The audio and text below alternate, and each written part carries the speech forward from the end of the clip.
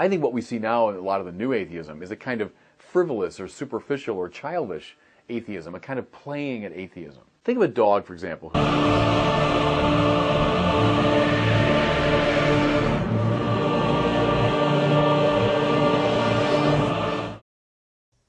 Oh, why do I waste my time dealing with these clowns? Father Barron is one of these hip, cool preachers that makes videos on YouTube. You can tell he's hip and cool because his videos start with techno music. And you can tell that's cool because some of my videos start with techno music. Father Barron likes to make videos pondering current issues and then throwing at you in a Christian sort of perspective. Let's listen to what the good Father has to say about new atheism. What I notice is how kind of flip, popular, and deeply unintelligent this form of atheism is. Oh, snap, son! Right off the bat, the Father nails home a point. Oh, that had to hurt. He's so true, so true. I mean, have you ever heard Sam Harris speak or try to speak at a public event?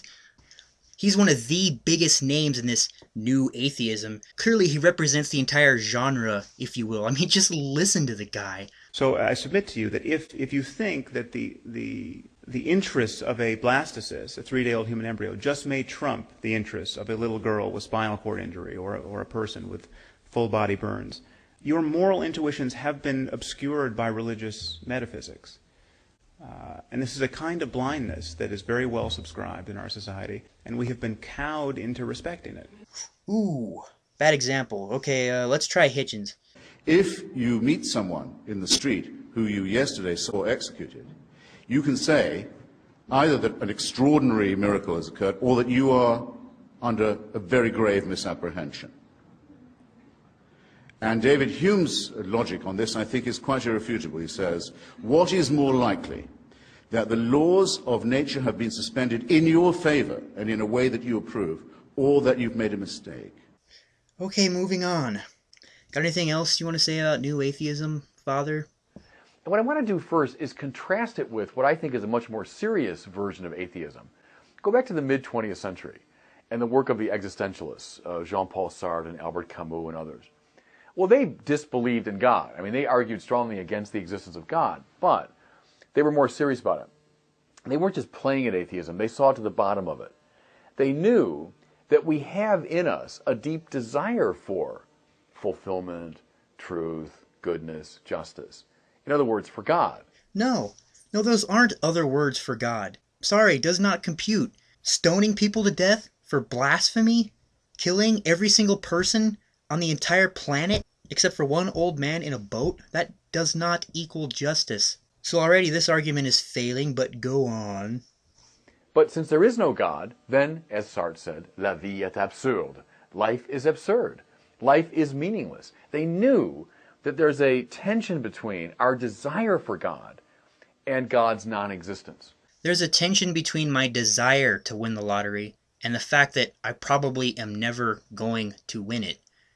There's a tension between my desire to find a magic lamp with a genie inside of it that will grant me 3 wishes, and the fact that I will probably never find that magic lamp because it does not exist. And the tension is this: oh well, it's not real, so I can't have it.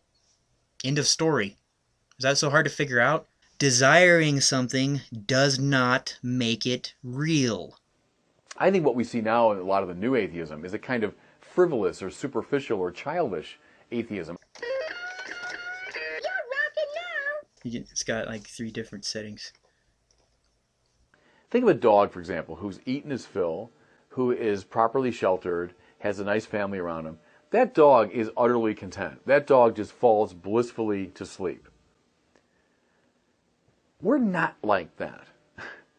If, as the atheists claim, we're just clever dogs, we're just animals with bigger brains, then we would be satisfied when we have enough of food and drink and sex and pleasure and shelter. And we should just fall asleep blissfully like any dog. But the thing is, we don't.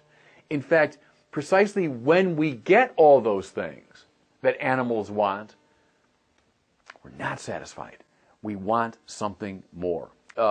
Religion from the time of Marx has been accused of being the opiate of the people.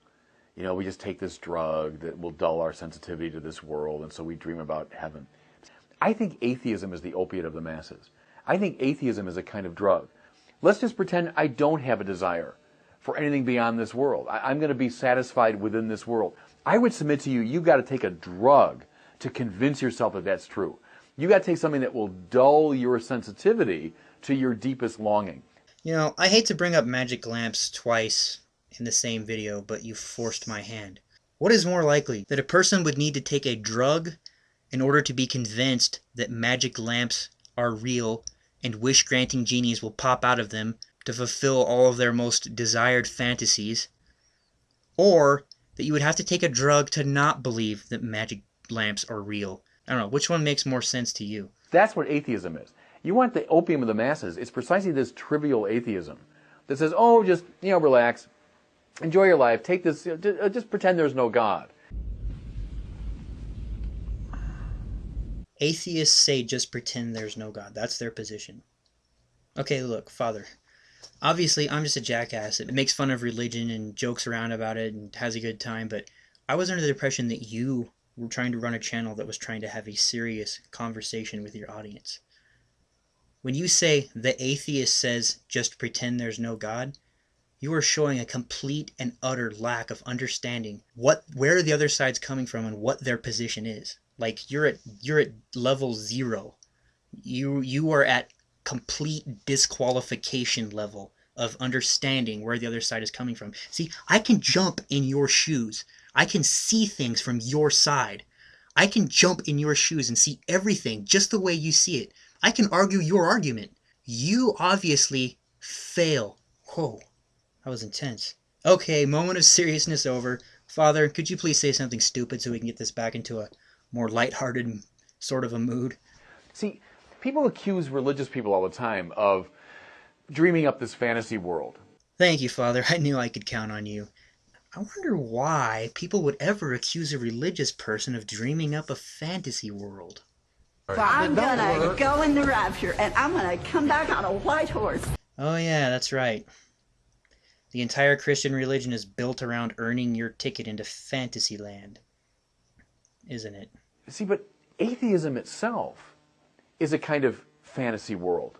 Wouldn't it be nice if there's no God, and I can simply find my satisfaction in this world? You mean if there was no murderous, torturous, hateful, vengeful, angry, totalitarian God of the Christian Bible? Wouldn't that be nice? Yes. Actually, I think that would be quite lovely. Wouldn't it be nice if I could determine my life? Indeed. Voluntary mental enslavement's a real downer. You think Jesus will end this earth at some point, maybe in your lifetime? One always hopes.